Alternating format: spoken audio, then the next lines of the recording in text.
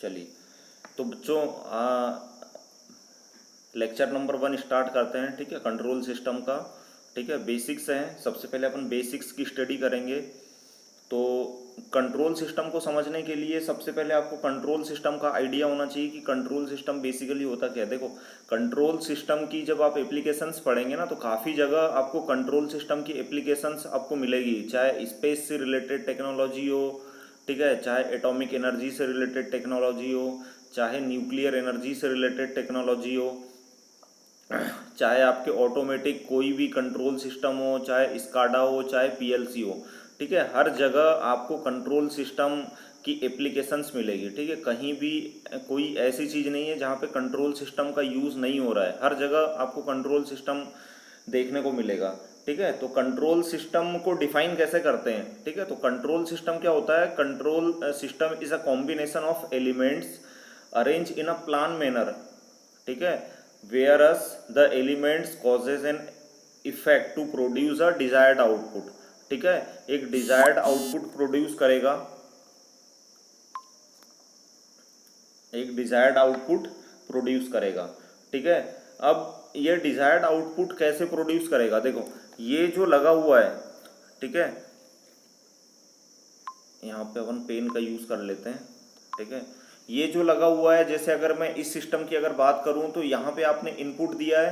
ठीक है, यहाँ पे आपने, यहाँ से आपको आउटपुट मिला है, और ये जो बॉक्स बना हुआ है इस पे क्या लिखा हुआ है, कंट्रोल सिस्टम। ठीक है, तो ये हो गया इनपुट और ये हो गया आउटपुट।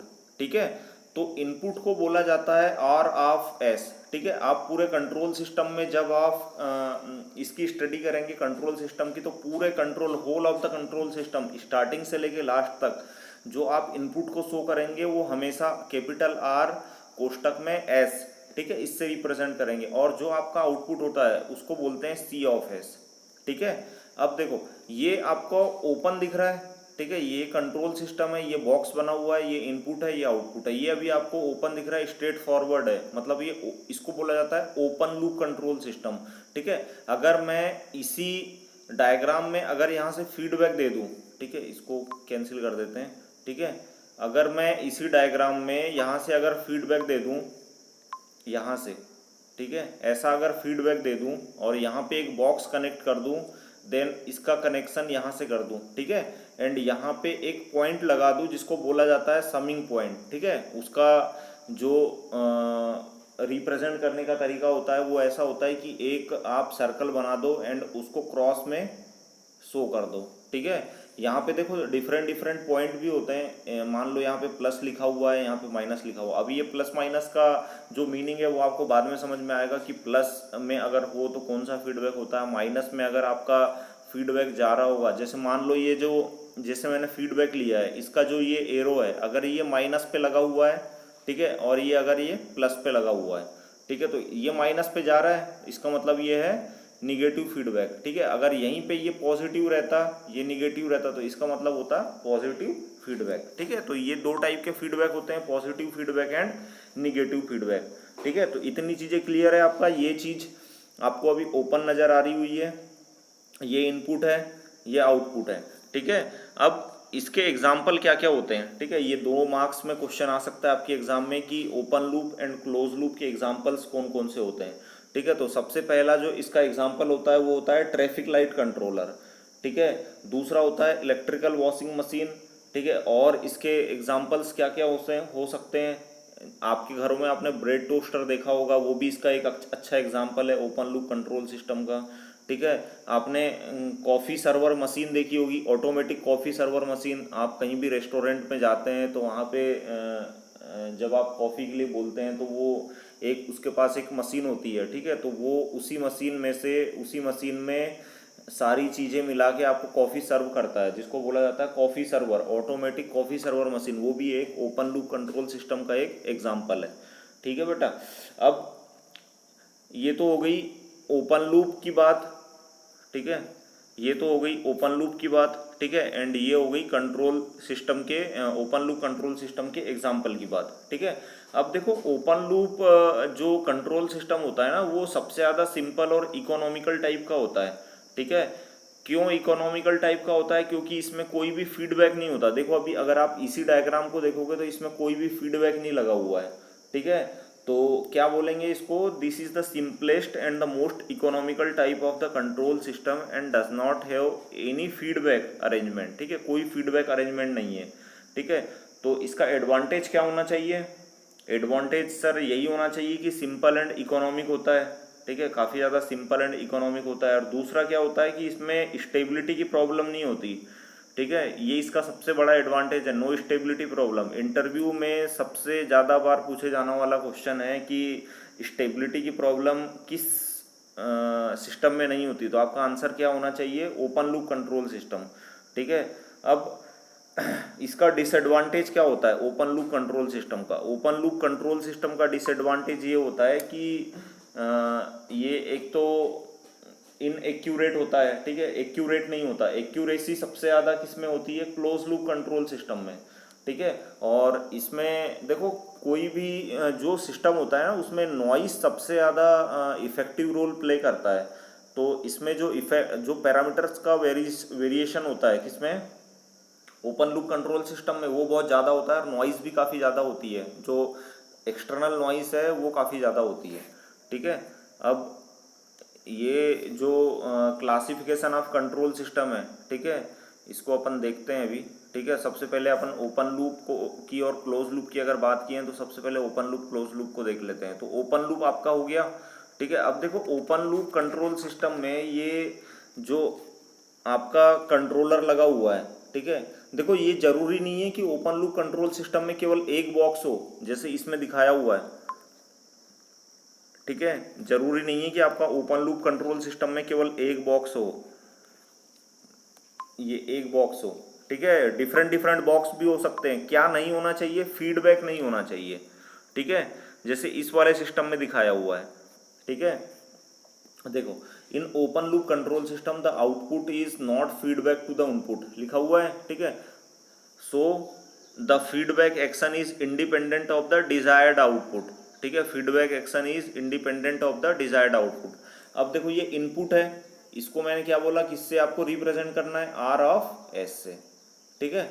ये एक कंट्रोलर लगा हुआ है, ठीक है, और कंट्रोलर के बाद में इसके पहले वाले डायग्राम में जब अपन ने देखा था तो उसमें क्या चीज़ आई थी? आउटपुट आ गया था डायरेक्ट, ठीक है। लेकिन इस वाले जो फिगर में है वो सबसे पहले एक कंट्रोलर लगा हुआ है, ठीक है, एंड सेकंड बॉक्स पे आपका प्लांट लगा हुआ है। तो जिस भी बॉक्स से आपका आउटपुट बाहर निकलेगा, ठीक है, वो आपका आउटपुट कहलाएगा। ऐसा नहीं कि आपने यहाँ पे आउटपुट लिख दिया, ठीक है, और यहाँ पे भी आपने आउटपुट लिख दिया, ठीक है, तो दोनों जगह आपका आउटपुट नहीं मिलेगा। यहाँ से इनपुट तो जा रहा है लेकिन इसका जो आउटपुट होगा, कंट्रोलर का जो आउटपुट होता है वो हमेशा सेकेंड वाले बॉक्स के लिए एक्चुएटिंग सिग्नल का काम करता है, ठीक है।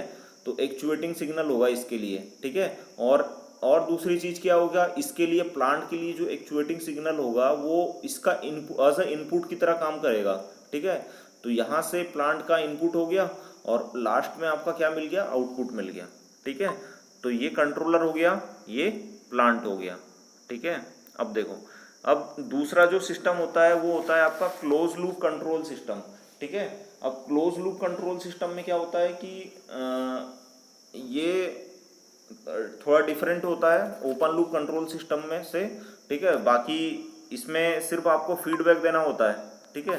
तो ये देखो ये आपने फीडबैक दे दिया, ठीक है, फीडबैक, ये एक बॉक्स कनेक्ट कर दिया, ठीक है, एंड यहाँ से आपका एक एरो कनेक्टेड है यहाँ पे, ठीक है। ये समिंग पॉइंट था, बताया हूँ मैंने भी, ये समिंग पॉइंट होता है कि एक आप सर्कल बना लो एंड उसमें क्रॉस शो कर दो, ये पॉजिटिव कर दो, ये पॉजिटिव कर दिया, ये निगेटिव कर दिया, ठीक है। तो यहाँ फीडबैक एलिमेंट जो आपका आ रहा है वो कहाँ पे आ रहा है? माइनस पे आ रहा है, तो ये कौन सा फीडबैक होगा? निगेटिव फीडबैक होगा, ठीक है। सेम वही चीज़ है, ये आपका एक्चुएटिंग सिग्नल है, ये आपका आउटपुट है, ये आपका फीडबैक सिग्नल है, ये फीडबैक जा रहा है तो ये आपका फीडबैक सिग्नल है, ठीक है। ये इनपुट हो गया, ये एक्चुएटिंग सिग्नल हो गया, ये आउटपुट हो गया, ठीक है। अब देखो इनपुट के बाद में यहाँ से आपने इनपुट दिया, इनपुट के बाद में एक समिंग पॉइंट लगा हुआ है, समिंग पॉइंट के बाद में कंट्रोलर का जो इनपुट होगा वो एज अ एरर सिग्नल काम करेगा, ठीक है, एरर सिग्नल।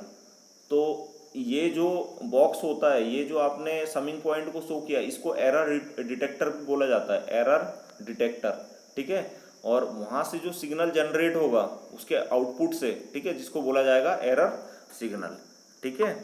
तो control close loop control system क्या होता है? The close loop system has the basic feature of the open loop system with an additional feedback feature, ठीक है।